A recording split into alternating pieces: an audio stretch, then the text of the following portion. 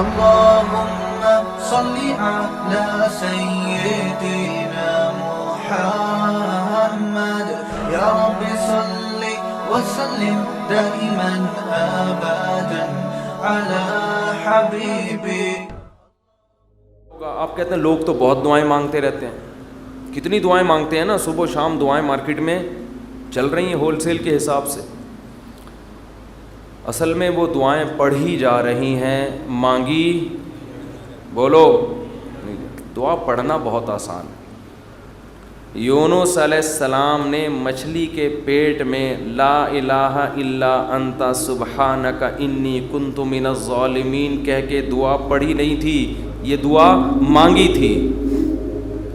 اور ہم کیا کر رہے ہوتے ہیں؟ پڑھ رہے ہوتے ہیں. جتنے مرد یہاں بیٹھے ہیں, جتنی خواتین بیان سن رہی ہیں اوپر, ان سے گزارش ہے کہ اپنے معمولات میں دعا کا اضافہ کریں اور اللہ سے دعا مانگنے کا معمول بنائیں. دعا مشکل کیوں ہے یہ میں بتانا چاہ رہا تھا. باقی جتنی عبادتیں ہیں ان میں کتنی ٹینشن ہوتی ہے, وضو کرو پھر چل کے آؤ, صبح سحری میں اٹھو, روزہ رکھو. دعا میں تو کچھ بھی نہیں ہے, یوں کرو اور پڑھنا شروع کر دو. اصل میں دعا نام ہے دل کے لگنے کا, جذبے کے ساتھ مانگنے کا. شیطان انسان کو یہ باور کراتا ہے کہ تو مانگتا ہے ملے گا تجھے کچھ بھی نہیں, اس لیے مانگتا ہے ہی نہیں, پڑھتا ہے.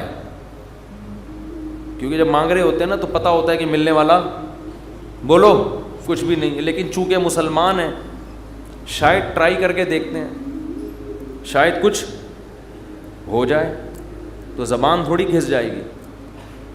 اس جذبے سے جب دعا مانگی جاتی ہے تو وہ دعا نہیں کہلاتی. دعا کا مطلب یہ ہوتا ہے کہ میں نے جس کے دربار میں ہاتھ پھیلائے ہیں وہ بڑا جواد اور کریم ہے. اور نبی نے فرمایا اللہ کو اس بات سے شرم اور حیا آتی ہے کہ کوئی اس کے سامنے ہاتھ اٹھائے اور اللہ ان ہاتھوں کو خالی واپس کر دے. جیسے علاقے کا سیٹھ ہو, سخی بھی ہو, کوئی بھکاری اس کے پاس آئے اور وہ سیٹھ اسے دھکے دے کے نکال دے تو اسے شرم آئے گی اگر وہ غیرت مند ہوگا. تو اللہ سے زیادہ غیرت مند دنیا میں کوئی بھی نہیں ہے. تو جن کو یہ احساس ہو جاتا ہے نا کہ جو ہم مانگ رہے ہیں وہ مل رہا ہے, تو آپ سوچو ایک بادشاہ نے آپ کو آفر دے دی کہ یار جو 1 گھنٹے میں جتنا مانگنا ہے مانگ لو, میں سب دے دوں گا. تو آپ سارے کام کاج کو چھوڑ کر کس کو فوکس کرو گے بولو؟ جب تک آپ تھک کے چور نہیں ہو جاؤ گے آپ رٹا لگا کے رکھو گے, مانگتے ہی رہو گے مانگتے ہی رہو گے. آپ کو پتہ ہے سب مل رہا ہے. دوبارہ مثال دیتا ہوں. وزیر اعظم آ گئے بھی آپ کے پاس, آپ کے گھر پہ عیادت کے لیے, کورونا میں کوئی کیس چل رہا تھا, ایک مثال دے رہا ہوں, ایسا ہوتا نہیں ہے لیکن فرض ونس اپون اے ٹائم. اور اس نے آپ بلکہ بلینک چیک دے دیا آپ کو, کسی IMF نے بلینک چیک دے دیا, جتنے پیسے بولو گے مل جائیں گے. ایسا ہوتا نہیں ہے. مثال دینے پر گورنمنٹ کی طرف سے کوئی پابندی نہیں ہے. تو آپ اس چیک پہ کیا لکھو گے بولو؟ 5 روپے, 10 روپے, 20 روپے, 30 روپے. وہ کہے کہ ایک ہی دفعہ بھرنے کی اجازت ہے, دوبارہ آپشن. آپ پتہ کیا کرو گے, جو اس میں ہند سے جہاں لکھے جاتے ہیں نا 9 سے شروع کرو گے, وہ بھی چھوٹا سا 9 لکھو گے تاکہ جتنے 9 اس میں گھسیڑے جا سکتے ہیں میں گھسیڑ دوں. ایسا ہی ہوگا نا, چھوٹا سا 9 تاکہ بینک والا چشمہ لگا کے دیکھے. 9 یعنی 9 ارب 9 کھرب 99 ارب 99 کروڑ 99 لاکھ 99,999. صحیح ہے. کیا خیال ہے؟ نہیں آ رہی بات, میرا خیال ہے سمجھ. 9 کھرب سے بھی زیادہ اگر کوئی ہنسا ہوگا نا وہ بھی گھسڑ دو گے اس کو. 9 کھرب سے اوپر کیا ہوتا ہے؟ 99 کھرب. 9 کھرب نہیں, سوری غلطی ہوگی, یہ پورے 10 کھرب کا نقصان ہو رہا ہے بھائی. 99 کھرب 99 ارب 99 کروڑ 99 لاکھ 99,999 کا چیک بنا کے دو گے کہ نہیں دو گے؟ بشرطے کہ یقین ہو کہ یہ میں خواب نہیں دیکھ رہا ہوں، ورنہ بعض دفعہ آدمی کی آنکھ بھی کھل جاتی ہے ایسے موقع پہ. وہ ایک آدمی کی لاٹری نکلی نا اسی 99 کھرب روپے کی، یہ بہت 5 ارب کی لاٹری نکل آئی.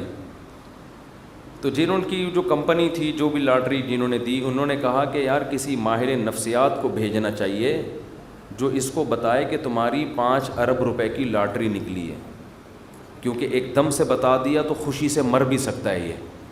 تو آرام آرام سے جا کے کوئی نفسیاتی ڈاکٹر اس کی نفسیات کو سمجھتے ہوئے اس کو بتائے گا. نفسیاتی ڈاکٹر کو بھیج دیا. نفسیاتی ڈاکٹر نے جا کے نا اس کو پہلے سمجھایا کہ دیکھ فرض کر لے تیری 1 لاکھ کی لاٹری نکل آئے تو کیا ہوگا؟ اس نے کہا خوش ہوں گا میں. 1 لاکھ پہ اس نے کہا چلو نہیں مرے گا، ٹھیک ہے نا، اب لاکھ سے تھوڑا سا اوپر آؤ. اچھا فرض کر 20 لاکھ کی لاٹری نکلے. اس نے کہا یہ کروں گا، دکانیں بناؤں گا، یہ کروں گا، ایک پلاٹ خرید لوں گا. اچھا ایسے 20 لاکھ سے اوپر آیا، 1 کروڑ تک پہنچا، 1.5 کروڑ تک، 2 کروڑ تک، 3 کروڑ تک. 3 کروڑ میں کیا کرے گا جی؟ اتنی دکانیں لے لوں گا، بحریہ ٹاؤن میں گھر لے لوں گا وغیرہ وغیرہ. ہوتے ہوتے 5 کروڑ جو اصل تھی نا 5 کروڑ تک آ گیا. اچھا یہ بتا 5 کروڑ کی لاٹری نکلی تو کیا کرے گا؟ اس نے کہا آدھی تجھے دے دوں گا. یہ سننا تھا ماہر نفسیات کا انتقال ہو گیا. ماہر نفسیات کا انتقال ہو گیا. وہ بیچارہ برداشت نہیں کر سکا یہ خوشی. تو یہ تو میں ایک مثال دے رہا ہوں. 99 کھرب 99 ارب 99 کروڑ 99 لاکھ 99,999 اشاریہ بھی لگا دے گا آگے 99999. لیکن چونکہ ایسا ہوتا نہیں ہے، IMF کبھی کسی کو ایسے بلینک چیک اس طرح سے نہیں دیتا نہیں ہے. اس لیے ہم یہ سب ہنسی مذاق کی باتیں سمجھی جاتی ہیں. لیکن اللہ کا معاملہ ایسا ہے کہ اللہ نے ہم سب کو بلینک چیک بولو دے دیا ہے. یہ بلینک چیک پکڑا دیا ہمارے ہاتھ میں، جو لکھنا ہے اس میں لکھ دو، میرے دربار میں پیش کر دو، میں دوں گا. جو مانگو گے بولو بھائی دوں گا. اب جس کو اس پر یقین ہے نا، اس کو جتنا وہ دعا کو فوکس کرتا ہے اتنا کسی اور عبادت کو فوکس نہیں. وہ باقی عبادت کرتا بھی اس لیے کہ عبادت کر کے دعا مانگوں گا تو زیادہ قبول ہوگی. عبادت میں دعائیں زیادہ قبول ہوتی ہیں نا. تو یہ شیطان نے دماغ میں یہ ڈال دیا ہے کہ اللہ سنتا ہے دعائیں مگر قبول نہیں کرتا، اور اللہ کہتا ہے میں کرتا ہوں قبول، لیکن جس طرح تو چاہ رہا ہے اس طرح نہیں کروں گا میں قبول. اس طرح کرنا اگر شروع کر دی تو اللہ کا معاملہ ہمیشہ غیب پر ہے. یخشون ربہم بالغیب، جو اللہ سے ڈرتے ہیں بغیر دیکھے، جو اللہ پہ ایمان لاتے ہیں بغیر دیکھے، جنہوں نے جنت پہ یقین کیا بغیر دیکھے، جو جہنم سے ڈرتے ہیں بغیر دیکھے، جنہوں نے عذاب نہیں دیکھا. کیونکہ دیکھ لیں گے تو آزمائش ختم، پھر تو سارے نیک بن جائیں گے، سارے نیک. تو اللہ کہتے ہیں بھی مانگو نظر نہیں آئے گا. تو عقل مند لوگ گڑ گڑا کے اللہ سے مانگتے ہیں. اور یاد رکھو دعا میں تکبر کبھی مت کرو. تکبر نہیں کرو دعا میں. تکبر کیا ہے؟ کہ اللہ کے سامنے روتے ہوئے شرم آ رہی ہے، یہ بہت بڑا تکبر ہے. دیکھو کسی دنیا دار سیٹھ کے سامنے انسان کو روتے ہوئے بھیک مانگتے ہوئے شرم آ جائے، یہ غیرت کا تقاضا ہے. لوگ کہتے ہیں نا اتنی سی حاجت پہ تو رو کیوں رہا ہے؟ کہتے ہیں نا لوگ، ارے آپ نے جا کے کسی سے 1,00,000 روپے قرضہ مانگا اور آنکھوں سے آنسو نکل گئے تو ٹھیک ہے وہ ترس کھا کے آپ کو 1,00,000 روپے دے دے گا، مگر اس کی نظر میں آپ کی عزت بڑھے گی یا کم ہو جائے گی؟ کم ہو گیا. 1,00,000 کے پیچھے کیا کر رہا ہے؟ ابے یار ایک تو بولتے نہیں ہو نا، پھر مجھے تپ چڑھتی ہے. 1,00,000 کے پیچھے آنسو نکال رہا ہے. یہی کہے گا نا ابے میرے سامنے آ کے رویا تھا، ابے تو کل بعد میں تانا بھی دے گا. تو دعا میں اللہ کے سامنے گڑ گڑاتے ہوئے عار محسوس نہ کیا کرو. ایک ٹیکنیکل فالٹ لوگوں میں دیکھتا ہوں میں، جب دعا مانگتے ہیں تو منہ پہ یوں کر لیتے ہیں، یوں کر کے چھپا دیتے ہیں منہ اپنا. پتہ نہیں لوگوں سے شرم آ رہی ہے آپ کو، کیا ہو رہا ہے یار. انسان کے سامنے آنسو بہانا بے عزتی کی بات ہے، استغنا کے خلاف. اپنی حاجت لوگوں کے سامنے بیان بولو نہ کی جائے. اگر آپ نے کر دی، آپ کسی کے سامنے رو دیے، اس کی نظر میں آپ کی عزت کیا ہو جائے گی؟ کم. مت رو، اپنے آنسو چھپاؤ لوگوں کے سامنے. ہمارے حضرت فرمایا کرتے تھے اپنی بیماریاں بھی چھپاؤ. کوئی بیماری ہے کس کے بیان کرو، بولو. لوگوں کا نا گیت گاؤں، میرے یہ مسئلہ، میرے یہ مسئلہ، میرے گردے میں مسئلہ، میرے پھیپڑ میں مسئلہ، میرے کل. کسی کے سامنے بیٹھ جاؤ نا آج، اپنے دکھ ایسے بیان کرے گا لپٹ کے رونے کا دل کرتا ہے اس سے، ایسے. حالانکہ فٹ فاٹ ہوگا، میرے ساتھ یہ مسئلہ، میرے ساتھ یہ مسئلہ، میرے ساتھ یہ مسئلہ. ابے بھائی تیرے ساتھ کوئی اچھا کام بھی قدرت نے کیا ہے؟ حضرت حکیم الامہ مولانا اشرف علی تھانوی رحمہ اللہ تعالیٰ کو حضرت ڈاکٹر عبدالحی صاحب رحمہ اللہ نے خط لکھا، مسئلے لکھے نا، حضرت یہ مسئلہ، یہ مسئلہ، یہ ٹینشن، یہ پریشانی، یہ پریشانی، یہ پریشانی، یہ پریشانی، آپ دعا فرمائیں. تو انہوں نے لکھا افسوس ساری ناشکری کی باتیں لکھی ہیں، شکر کا ایک جملہ بھی بولو نہیں لکھا. پہلے شیخ اس طرح کے ہوتے تھے کہ آپ کے اندر جو فالٹ ہے نا اس کی اصلاح کرتے تھے. اب بھی ہوتے ہیں، بہت سے لوگ اچھے ہیں، لیکن بہت سے ڈرامے بازی بھی آ گئی ہے اس میں. آج ایک آدمی نے مجھے بتایا کہ اچھا بھلا ایک رشتہ ہو رہا تھا میرا، تو لڑکی کے ابا جو ہیں ان کے کوئی شیخ، ان کے کوئی بزرگ ہیں. ان لڑکی کے ابا نے بزرگ سے پوچھا کہ میری بیٹی کے لیے فلاں کا رشتہ آ جائے. بزرگ نے استخارہ نکال کے منع کر دیا. یہ بھی ایک مبالغہ ہے، غلو ہے. اپنے بچوں کی شادی میں اپنے شیخ سے پوچھنے کی آپ کو ضرورت. دیکھو شیخ پیر و مرشد کا مطلب کیا ہوتا ہے؟ وہ آپ کو اللہ اللہ سکھائے، آپ کو دین کی باتیں سکھائے، آپ اس سے شریعت سیکھو، اللہ سے تعلق سیکھو. شادی بھی اپنی مرضی سے کرو. آپ ہر چیز میں شیخ سے پوچھا جا رہا ہے. تو بھائی وہ آپ کے گھر کے حالات آپ سے زیادہ نہیں جانتا. باپ جتنا اچھا بیٹی کے لیے فیصلہ کر سکتا ہے، ماں جتنا اچھا فیصلہ کر سکتی ہے، پیر و مرشد نہیں کر سکتا. پتہ نہیں کیا بنا لیا لوگوں نے پیر و مرشد کو. اپنی شادی بھی پیر صاحب جہاں کہیں گے وہاں ہوں گی، بچے کی شادی بھی پیر صاحب. وہ بھائی پیر ہے، یہ تمہارا باپ ہے، یہ خدا ہے. یہ پیر صاحب اللہ اللہ سیکھنے کے لیے، ان کو بولیں بس اللہ اللہ سکھائیں، ٹھیک ہے نا. اس کے علاوہ مجھ سے لوگ آ کے، بہت سے عقیدت مند لوگ ہیں، مجھ سے آ کے پوچھ رہے ہوتے ہیں میری بچی کا یہ مسئلہ وہاں کر دوں. میں کہتا نہ میں آپ کی بچی کو جانتا ہوں، نہ میں اس کمبخت کو جانتا ہوں معذرت کے ساتھ جس سے آپ کی بچی کی شادی. میں کہاں مشورہ دوں گا؟ خود فیصلہ کرو بھائی. تو اتنا زیادہ اپنے گھروں میں یہ جو پیر و مرشد ٹائپ کی چیزیں ہیں، جو اور ایک نمبر پیر ہوگا نا وہ یہی مشورہ دے گا، کہے گا بھائی اللہ اللہ سیکھو، مجھے کیا پتا کہ آپ نے کہاں شادی کرنی ہے کہاں نہیں کرنی ہے. تو آپ کا گھریلو معاملہ ہے. طلاقیں دے رہے ہیں پیر سے پوچھ کے. طلاقیں کس سے پوچھ کے دے رہے ہیں؟ پیر و مرشد سے پوچھ کے.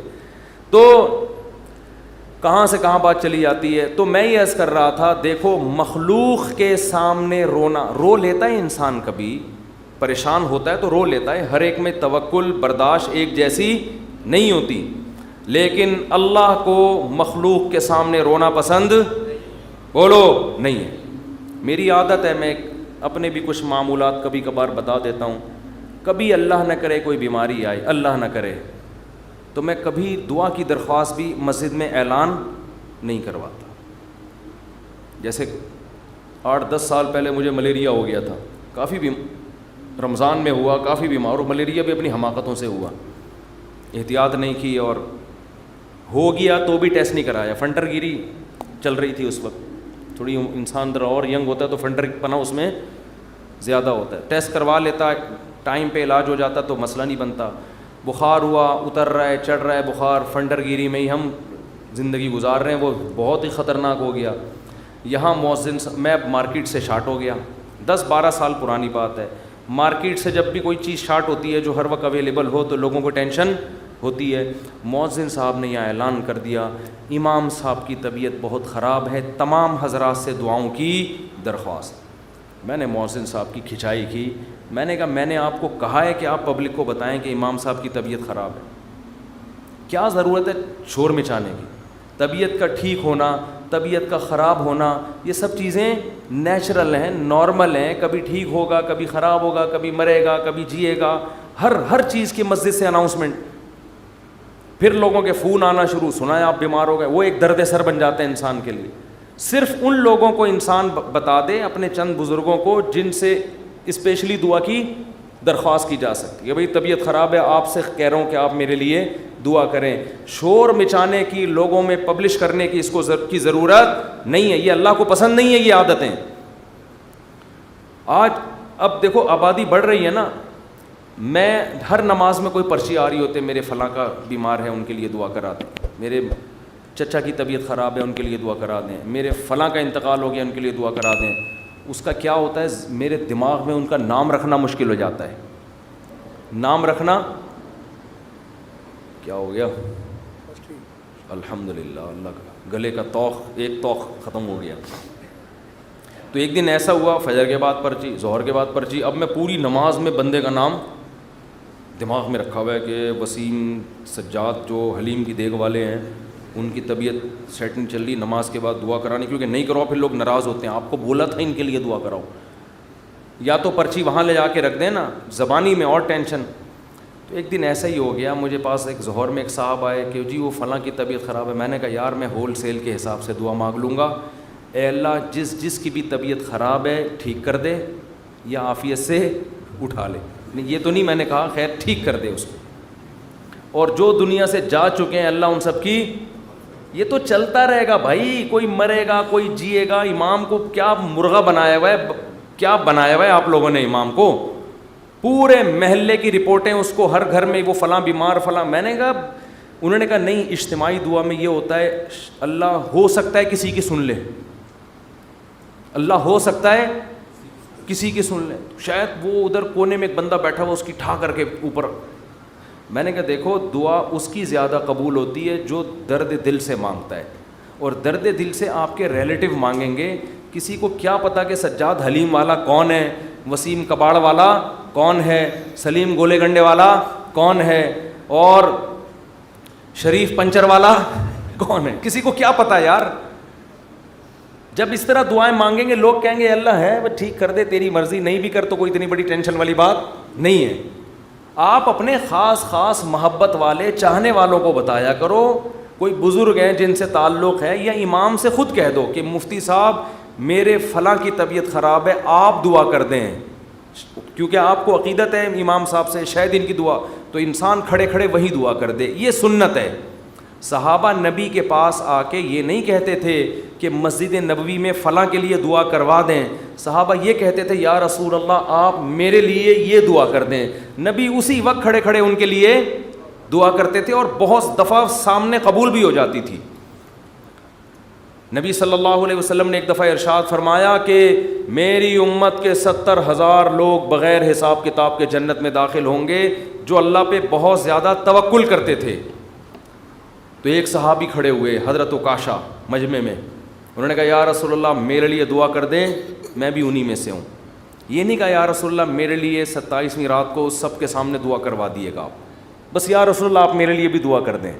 آپ نے فرمایا اے اللہ اللہم اجعل عکاشۃ منہم، اے اللہ عکاشہ کو بھی ان لوگوں میں شامل کر دے. جب حضرت عکاشہ کی دعا نبی نے مانگی صحابہ کو تو جوش پیدا ہو گیا. ایک اور صحابی کھڑے ہوئے، یا رسول اللہ میرے لیے بھی دعا کر دیں کہ اللہ مجھے بھی ان میں سے کر دے. آپ نے فرمایا سبقک بہا عکاشہ، عکاشہ سبقت لے گئے. کیا مطلب، حدیث کا مفہوم کیا ہے کہ اللہ نے یہ فضیلت اس کے لیے رکھی تھی جو اس فضیلت پہ بہت زیادہ حریص ہو. اور یہ حرص عکاشہ میں ہے کیونکہ انہوں نے کسی اور کے کھڑے ہونے کا انتظار نہیں. یہ بذریعہ وہی نبی کو پتہ چلا نا کہ یہ اللہ اسی کے لیے قبول کرے گا جو پہلے نمبر پہ کھڑا ہو کے دعا مانگے گا، دوسروں کے لیے آپشن نہیں ہے. تو نبی سے تو ڈائریکٹ درخواستیں کی گئی ہیں. اس طرح علماء سے کہنا چاہیے کہ حضرت میرے فلاں کا مسئلہ ہے، یہ دعا کرا دیں، یہ کر دیں، یہ کر دیں آپ دعا، تو یہ ٹھیک ہے. لیکن اجتماعی پرچیاں دے دے کے دعائیں کبھی کبھار ٹھیک ہے، اس کا معمول بنانا ٹھیک نہیں ہے. اپنے غم کو کس کے سامنے بیان کریں؟ اللہ کے سامنے. اس کو پبلش کرنا آج فلاں کے ساتھ یہ مسئلہ مجھے اچھا نہیں لگتا، کبھی ذرا سی طبیعت خراب ہوئی، وہ ملیریا ہو گیا تھا تو یہاں پھر دعائیں شروع, مفتی صاحب بیمار, مفتی, ابے بھائی اللہ کے سامنے بیان کرو, کیوں پبلک پھر تبلیغ ترس کھا رہی ہے. اچھا نہیں لگتا کہ کوئی آپ پہ آ کے ترس کھائے, بیچارہ کہے آپ کو. لوگ کہیں گے مفتی صاحب بیچارے, مجھے تو اچھا نہیں لگتا بھائی, مجھے آ کے کوئی کیا کہے, بولو بیچارہ. بھائی ہم تو بیچارے نہیں, ہم اللہ کے سامنے بیچارے ہیں, آپ کے سامنے فنٹر ہیں ہم, ایسے ہی رہو. تو کون ہے اور کیا وہ تو کون ہے ہمیں بیچارہ. ایک شاعر کا شعر ہے بڑا زبردست, اللہ بچا کے رکھے, استغنا کے ساتھ ہی رکھے, لیکن لوگوں کے سامنے کمزوری ظاہر کرنا. ہمارے فرماتے کوئی دوا بھی کھاتے ہو نا, لوگوں سے چھپ کے کھایا کرو. کوئی بھی دوا کھا رہے ہو, لوگ اپنی بیماری لوگوں کے سامنے ایسے نکلو, یہ کوئی بیماری نہیں, فٹ فاٹ, بے شک چھپ چھپ کے کچھ بھی کھا رہا ہو, ٹھیک ہے نا. لوگوں کے سامنے مت غم کو ظاہر کرو. تو ایک شاعر نے بڑی اچھی بات کی ہے, رہبوتک خیر من رحموتک, کہ لوگ تجھ سے ڈریں. یہ بھی غلط ہے نا, ظالم سے لوگ ڈرتے ہیں نا, لوگ تجھ سے ڈریں, لوگوں کے دل میں تیرا خوف ہو, یہ غلط ہے. لیکن اس سے بہتر ہے کہ لوگ تجھ پہ ترس کھائیں. نہیں آ رہی بات. دیکھو دو غلط چیزیں ہیں, لوگ آپ سے ڈریں, یہ بھی کیا ہے, غلط. یہ تو ظالم ہونے کی علامت ہے نا, ظلم کر رہے ہو آپ, لوگوں کو ڈرا رہے ہو. لیکن اس نے کہا یہ غلط ہے, مگر اتنا نہیں جتنا یہ غلط ہے کہ لوگ آپ پہ ترس کھائیں. یہ زیادہ غلط ہے, یہ آپ کے کمزور ہونے کی, یہ آپ کے بے عزت ہونے کی دلیل ہے. ظالم کی بھی عزت ہو جاتی ہے, ڈر سے ہوتی ہے. مظلوم جس پہ ظلم ہو رہا ہوتا ہے نا, اور وہ رو رہا ہوتا ہے ظالم کے سامنے, اس کی معاشرے میں عزت نہیں ہوتی, اور عزت بڑی چیز ہے. تو ہاں, ہر ایک کو ایک ہی لاٹھی سے نہیں ہانکنا چاہیے, ایک حد تک لوگ برداشت کرتے ہیں, اس کے بعد انسان کے حوصلے پست ہو جاتے ہیں. تو اس لیے ان چیزوں کا معمول ختم کریں. لوگوں کے سامنے مت بتائے کریں یہ ہو گیا فلانا ہو گیا, اللہ کے سامنے روئے انسان, اللہ کے سامنے اپنی حاجت. تو لوگوں کے سامنے اپنا غم بیان کر کے رونے سے عزت بڑھتی ہے یا کم ہوتی ہے؟ کم. اللہ کے سامنے رونے سے, اپنا غم بیان کرنے سے عزت کم نہیں ہوتی, بلکہ اللہ کی نظر میں عزت بڑھ جاتی ہے. ہمارا معاملہ الٹا ہے, پبلک کے سامنے روتے ہیں اور اللہ کے سامنے روتے ہوئے ہمیں شرم آتی ہے. میں نے دیکھا لوگ دعا میں منہ پہ ہاتھ رکھ لیتے ہیں, اگر ان کو کبھی رونا بھی آ رہا ہو, بھائی کھلے عام رو, کوئی مسئلہ نہیں ہے, یہ اللہ کے سامنے رو رہے ہو. ہاں, لوگوں کو دکھانے کے لیے مت رو. آج کل ٹیلی ویژن میں اس قسم کی چیزیں بھی موجود ہیں, پروگرام چل رہے ہوتے ہیں رونے کے, اشتہار لگے ہوتے ہیں ہمارے ہاں, رو رو کے دعائیں مانگی جائیں گی. آدمی حیران ہوتا ہے, تم نے پہلے سے ہی اشتہار لگا دیا اور بالفرض تمہیں رونا نہیں آیا, تو پبلک کہے گی تم نے اعلان تو یہ کیا تھا رو رو کے دعائیں مانگی جائیں گی, کم بخت رو کیوں نہیں رہا ہے اب تو یہ ناٹک اور یہ ڈرامے اللہ کو پسند نہیں ہے. اور کمال کی بات یہ ہے کہ ہمارے نبی نے فرمایا اللہ سے رو کے دعا مانگو, رونا نہ آئے تو ٹینشن کی بات نہیں ہے, رونے والی صورت بنا لو, انداز رونے والا ہو, اسٹائل رونے والا ہو, جیسے بھکاری مانگ رہے ہوتے ہیں. دیکھو رونا نہ آئے اور انداز رونے والا بنا لے, یہ رونے سے بھی زیادہ بہتر ہے, کیونکہ اللہ کہتا ہے کہ اس کے بس میں جو ہے وہ اس نے چھوڑا نہیں ہے. کیونکہ جب رونا آتا ہے تو دعا میں دل لگتا ہے, رونا نہیں آتا تو دعا میں دل نہیں لگتا, پھر بھی انسان مانگتا ہے. یہ ادا اللہ کو زیادہ پسند ہے. بہت مشکل ہے بات سمجھانا, بہت. آج کل لوگ کہتے ہیں نا عبادت میں دل ہی نہیں لگ رہا. ارے عبادت میں دل لگے گا تو وہ تو مزہ آئے گا نا عبادت میں. کمال تو جب ہے جب دل نہ لگے پھر بھی کرو عبادت, پھر بھی عبادت کرے انسان. تو اللہ کے سامنے روتے ہوئے شرم محسوس بولو نہیں کرنا. ایک حدیث بیان کر کے بس بیان کو ختم کرتا ہوں. نبی صلی اللہ علیہ وسلم نے ارشاد فرمایا کہ اللہ بندے کی دعا اس وقت تک قبول کرتے رہتے ہیں جب تک وہ دعائیں کر کر کے تھک کے یہ نہیں کہتا کہ میں دعا مانگتا ہوں مگر قبول نہیں ہوتی. عجیب حدیث ہے. دیکھو بندہ یہ کیوں کہہ رہا ہے کہ میں دعا مانگ رہا ہوں قبول نہیں ہو رہی؟ اس لیے کہ اسے لگ رہا ہے نا کہ جو مانگ رہا ہوں وہ مل نہیں رہا, تبھی تو کہہ رہا ہے. لیکن نبی کہتے ہیں جب تک یہ الفاظ نہیں کہے تھے نا, اس سے پہلے ساری قبول ہو رہی تھی, ساری قبول ہو رہی تھی. جب یہ کہا تو اب اللہ قبول کرنا بند. تو اس سے صاف پتہ چل گیا کہ آپ کو جو لگتا ہے نا کہ قبول نہیں ہو رہی, وہ بھی حقیقت میں ہو رہی ہیں, وہ ہو رہی ہیں قبول آپ کی. یہ ہم بیوقوف ہیں جو ہم سمجھ رہے ہیں کہ نہیں ہو رہی. کس طرح سے ہو رہی ہیں یہ کس پہ چھوڑ دو؟ اللہ پہ. تو اپنے گھروں میں دعاؤں کا معمول بنائیں. اگر اس رمضان میں ہم صرف دعا کرنا ہی سیکھ لیں تو میں سمجھتا ہوں کہ یہ رمضان ہمیں بہت کچھ دے کر جا رہا ہے. اور حضرت حکیم الامہ فرمایا کرتے تھے جن کو گناہوں کی عادت نہیں چھوٹ رہی نا تو وہ بھی اللہ سے دعاؤں میں مانگ لیا کریں کہ اللہ مجھے یہ عادت چھڑوا دے. تعلق ختم نہ کریں اللہ سے, لنک ختم نہ. اللہ کو وہ لوگ پسند نہیں ہیں جو اللہ سے تعلق ختم کر دیں. لنگڑا لولا تعلق ہو, گناہوں کے بعد توبہ والا تعلق رکھو, لیکن رکھو, تعلق ختم نہیں ہونا چاہیے. کیونکہ یاد رکھو جیسے ہم اکیلے پیدا ہوئے قبر میں بھی اکیلے ہی ہوں گے, اس وقت اللہ کے سوا کوئی بھی نہیں ہوگا. تو جس نے دنیا میں اللہ سے جتنی دوستی لگا لی قبر میں یہ دوستی کام آئے گی, اور جس نے دنیا میں اللہ سے لا نہیں لگائی, اللہ کو یاد نہیں رکھا, بیوی بچوں کے بکھیڑوں میں, دوستوں کے بکھیڑوں میں, رشتہ داروں کے بکھیڑوں میں پڑا رہا, پیسوں کے بکھیڑوں میں, تو قبر میں ان میں سے کوئی بھی کام نہیں آئے گا. قبر کی تنہائی اللہ کی یاد دور کرتی ہے. قرآن کی تلاوت, ذکر, اذکار, یہ قبر کی میں روشنی کا ذریعہ بنے گی. اور اگر اللہ سے دل میں وحشت ہے, نہ مانگنے کی عادت ڈالی, یہاں مانگو گے تو وہاں بھی قبول ہوں گی. اور نبی صلی اللہ علیہ وسلم نے فرمایا کہ تنگی کی حالت ہو یا خوشی کی حالت ہو, دونوں حالتوں میں اللہ سے مانگنا ہے. پریشانیوں میں اللہ سب کو یاد آتا ہے, خوشیوں میں اللہ یاد آنا مشکل. جب پریشانی ہوتی ہے نا, بھی تو ہندو بھی اللہ سے دعائیں مانگ رہے ہیں. کرونا پھیلا ہوا ہے, وہ بھی آ کے مسلمانوں سے کہہ رہے ہیں اللہ سے مانگو بھائی. ہماری دادی اللہ مغفرت فرمائے بتایا کرتی تھی, اور بھی میں نے یہاں ایک بزرگ تھے ان سے بھی سنا, کہ جب ہندوستان میں قحط پڑتا تھا تو ہندو مسلمانوں سے آ کے کہتے تھے اللہ سے دعا مانگو یہ قحط دور ہو جائے. تو جب سخت مصیبت آتی ہے, میں نے ایک دفعہ جہاز میں سفر کر رہا تھا, تو کراچی سے ہم پتہ نہیں اسلام آباد یا لاہور, تو کیا ہوا ہے جہاز میں اکثر لبرل قسم کے لوگ بیٹھے ہوتے ہیں, اکثر, زیادہ تر نہیں, اکثر, جو اللہ کو ذرا کم ہی یاد کرتے ہیں, ذرا ماڈرن قسم کے لوگ ہوتے ہیں نا جہاز میں, پیسہ ہوتا ہے تو, ورنہ وہ ٹرین سے, نیک آدمی ہوتا تو ٹرین سے جا رہا ہوتا نا, یا بس سے جا رہا ہوتا بیچارہ, چھت پہ بیٹھ کے جا رہا ہوتا. پیسہ آتا ہے تو دین اکثر چلا جاتا. تو اکثر جہاز میں دیکھا ہے لبرل, ایئرپورٹ پہ ہی اسٹائل پتہ چل جاتا ہے. تو ہم جا رہے ہیں, ہمیں کراچی سے جہاز چلا ہے, راستے میں کہیں موسم خراب, تو ہلکے پھلکے 2-3 جھٹکے آئے جہاز کو. میں نے تو لیپ ٹاپ نکالا, وصیت کو اپڈیٹ کر دیا نا. ٹھیک ہے, تو میرے پاس ہر وقت وصیت نامہ رہتا ہے کہ کوئی بھی ایسی بات ہے وہی لکھ دیں. اپڈیٹ کیا یا کرنے کا ارادہ کیا, ابھی پوری بات مجھے یاد نہیں ہے, لیکن میں اکثر ایسا کر دیتا ہوں کہ جب کوئی ایسا خطرہ ہوتا ہے فون پہ بتا دیتا ہوں. جہاز میں تو فون کر نہیں سکتے. ایک دفعہ ہم مکہ سے مدینہ جا رہے تھے, عربی ڈرائیور تھا, اس نے جو بھگائی ہے گاڑی, ٹیکسی لی تھی کرائے پر, تو میں نے گھر باقاعدہ فون کر کے 2-3 وصیت نامے اسی وقت لکھوائے. میں نے کہا مجھے یقین نہیں ہے کہ میں مدینہ پہنچ پاؤں گا. اس نے نمبر پلیٹ پہ کالا کپڑا لگا دیا تاکہ کیمرے میں, اور وہ جو بھگائی ہے اس نے, اور وہ جو راستے میں روکنے کے لیے آ رہی ہوتی ہے ان کو بھی اڑاتا ہوا نکل گیا.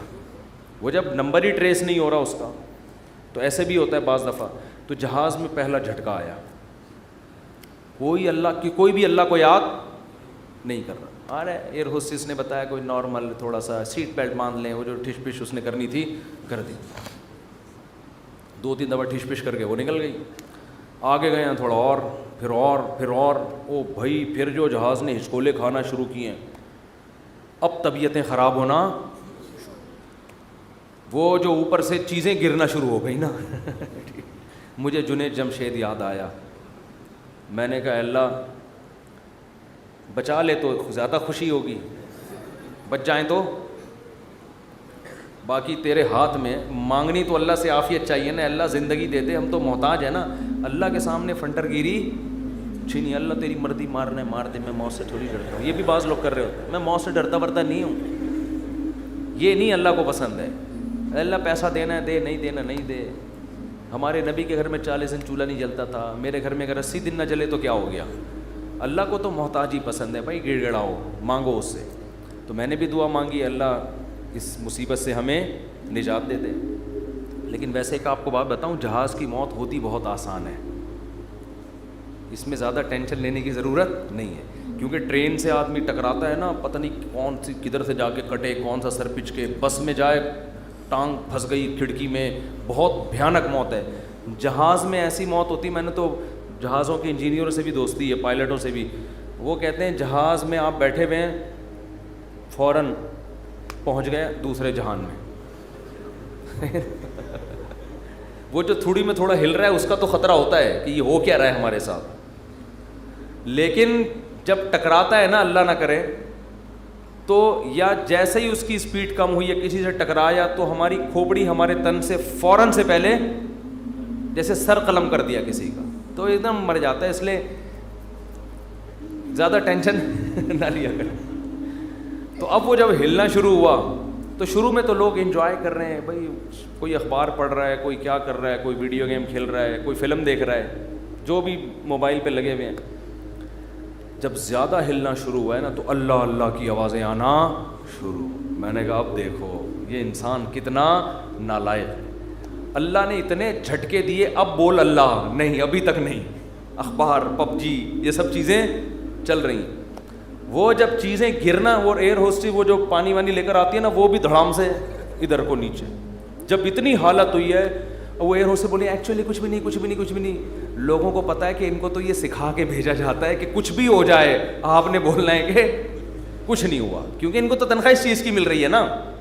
کیونکہ اب اگر کچھ ہو یا نہ ہو, آپ کے چیخنے سے ہونے والا کچھ بھی نہیں ہے. تو یہ جہاز کے عملے کو سکھایا جاتا ہے کہ چاہے تباہ بھی ہو جائے نا, کچھ بھی ہو جائے, آپ نے یہی بولنا ہے کہ ٹینشن لینے کا نہیں ہے. وہ 50-50 کی طرح بالکل, کہ وہ کمنٹری کر رہا ہے, سلیم اللہ بہت اچھا کھیل رہا ہے, بہت اچھا کھیل رہا ہے. لوگ کہہ رہے ہیں میں یہ کہاں کھیل رہا ہے ہاکی میں, کہہ رہے ہیں بہت, میں تو یہ بولوں گا یہ بہت اچھا کھیل رہا ہے. جو آڈینس بیٹھے ہوئے تھے تماشائی, انہوں نے کہا ہم جا رہے ہیں, اس نے کہا جہنم میں جاؤ تم لوگ, لیکن یہ بہت اچھا کھیل رہا ہے. پھر پیچھے دکھایا کہ اس کے کسی نے بندوق رکھی ہوئی ہے, یہاں پہ بندوق رکھی ہوئی ہے. تو ایئر ہوسٹس نے تو یہی بولنا ہے کہ نارمل ہے, کچھ بھی نہیں. اس کو ٹریننگ دی جاتی ہے اس کی, کیونکہ اگر لوگ چیخیں گے چلائیں گے تو پہلے ہی جہاز تباہ ہونے کا خطرہ ہے نا, پائلٹ پہ کو ٹینشن دیں گے لے جا کے. تو اب کیا ہے کہ جی وہ جب 2 گھنٹے میں زیادہ ہی ہو گیا, اب چیزیں گرنا شروع ہو گئیں, تو پھر سب کو اللہ یاد آنا شروع.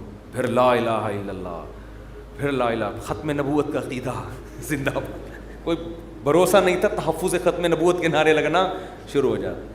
مجھے بڑی عبرت ہوئی, میں نے کہا دیکھو انسان کتنا کمزور ہے, 2 منٹ لگتے ہیں اس کی ہوا نکلنے میں.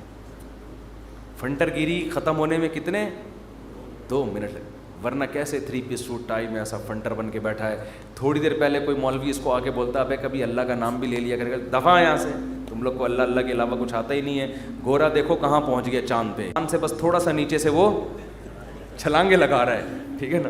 اور تم کیا اللہ اللہ صبح تسبیح پڑھا کرو, شام کو لا الہ الا اللہ پڑھا کرو, کیا تم لوگوں نے. تو بھائی جب ایک چپت پڑتی ہے تو اچھوں کو بھی اللہ یاد آتا ہے. تو بہتر ہے کہ خوشی کی حالت میں اللہ کو یاد رکھو. تو بس تو خوشی میں اللہ کو یاد رکھو گے. حدیث میں آتا ہے کہ غم میں اللہ تمہیں یاد رکھے.